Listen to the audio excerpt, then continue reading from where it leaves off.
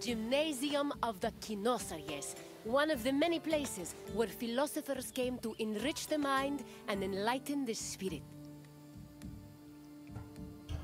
There is no better setting for learning than in a quiet place far away from the commotion of the city.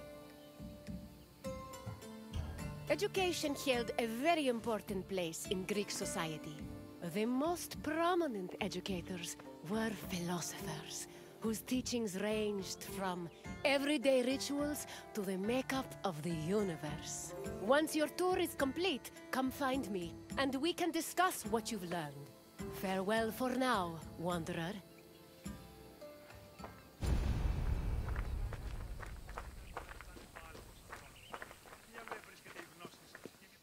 Philosophy comes from the Greek word philosophia, or love of wisdom. This concept was in direct contrast with philochromatia, love of money, and philotimia, love of honor. As of the second half of the 5th century BCE, Athens was known as Greece's capital of philosophy. Due to the rise of democracy, there was an increasing need for education beyond the basic subjects of elementary school. Athenian citizens needed to be able to participate in various functions of the democratic state, such as being elected for office, proposing new laws, engaging in military decisions, or simply defending their rights.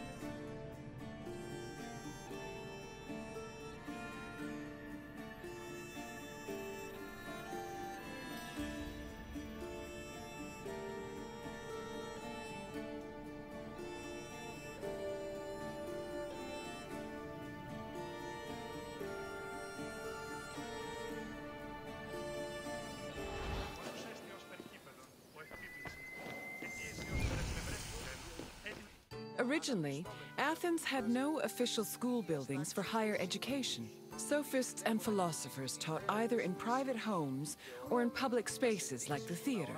To recruit young pupils for long-term curricula, they also held classes in gymnasia, where young Athenians underwent physical training. The Cynosarges was a sanctuary to Heracles, located in the south suburb of Athens.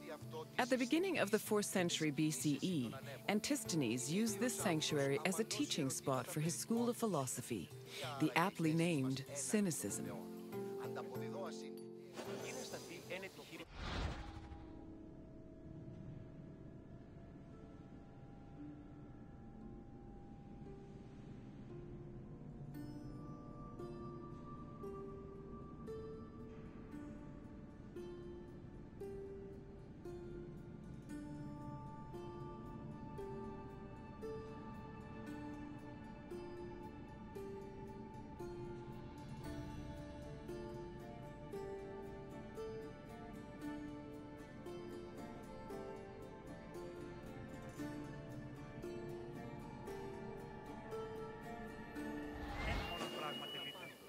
Λόγω εξήγησης των πουλήσεων ζητήματος τινός και αναπόδραστες εκβάσεις έτεινες λιπτέ θέμηδη.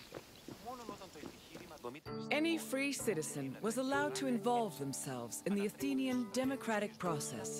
However, to truly influence the flow of politics, their speech and rhetoric skills had to be impeccable.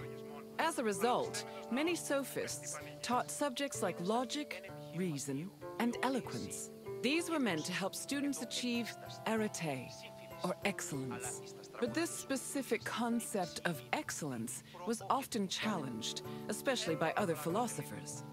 For example, Plato, Socrates, and Isocrates preferred a more moral approach and argued that rhetoric should be used as a means to serve the greater good.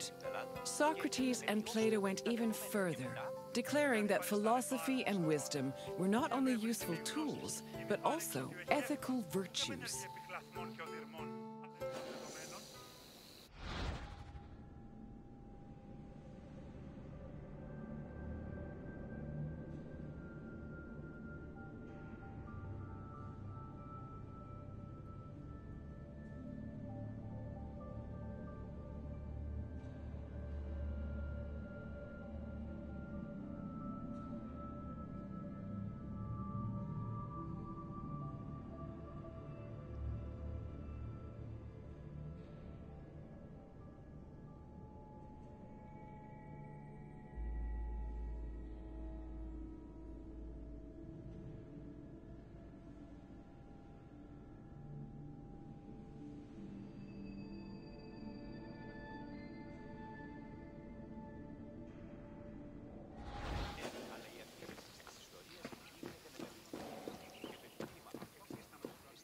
Ancient Greek philosophy was multidisciplinary in nature.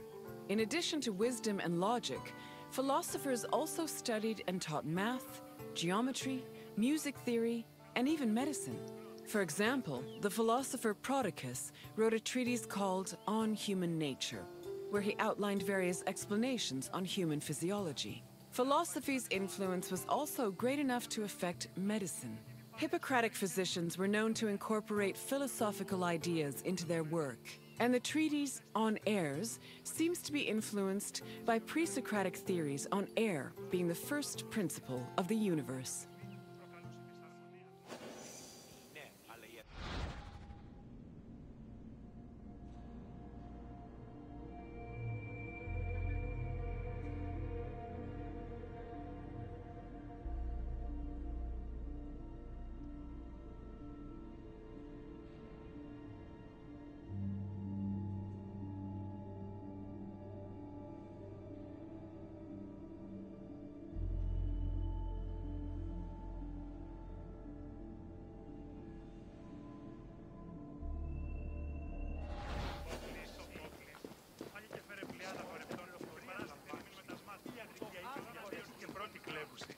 The famed philosopher Socrates had an ambiguous relationship with sophists.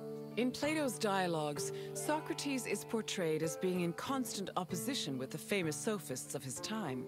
Aristophanes' comedy, The Clouds, meanwhile, depicts Socrates as a sophist himself, constantly demanding payment for his teachings. Socrates was in fact very poor and made no money off his teachings. He also differed from the sophists in that while they only taught aristocratic youths, Socrates taught everyone, regardless of station. Unfortunately, his controversial ideas and practices did not sit well with the city of Athens, and he was eventually tried for impiety.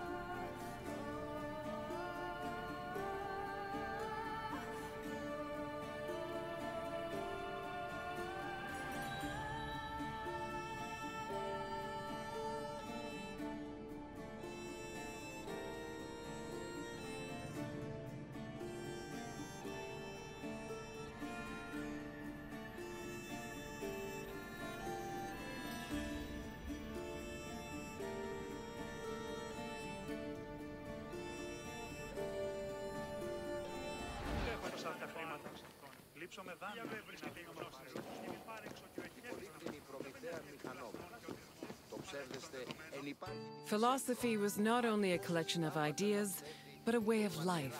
According to philosopher Pierre Hadot, his ancient counterparts had a daily regime of spiritual exercises to combat their passions, doubts, and illusory beliefs. These exercises included meditation on death, contemplation of nature, or speaking with a friend or mentor. Philosophers also followed specific dress codes and diets. They were also part of a community of masters and students. These communities were created and strengthened in schools. Plato founded such a school in the early 4th century BCE, when he purchased a property in a grove just outside of Athens. The school was designed to groom students into philosopher citizens who could eventually rule the city in a measured and fair manner. It followed its own rules and was open to both male and female disciples.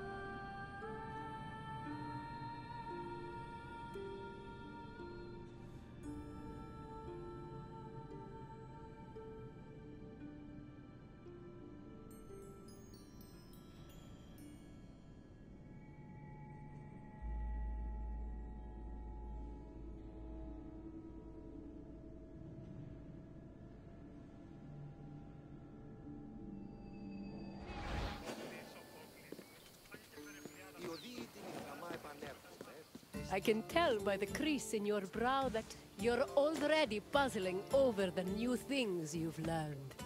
Don't be embarrassed. Even the wisest among us need to ask questions before they search for answers. Is there anything else you'd like to do? As you wish, Wanderer. Safe travels.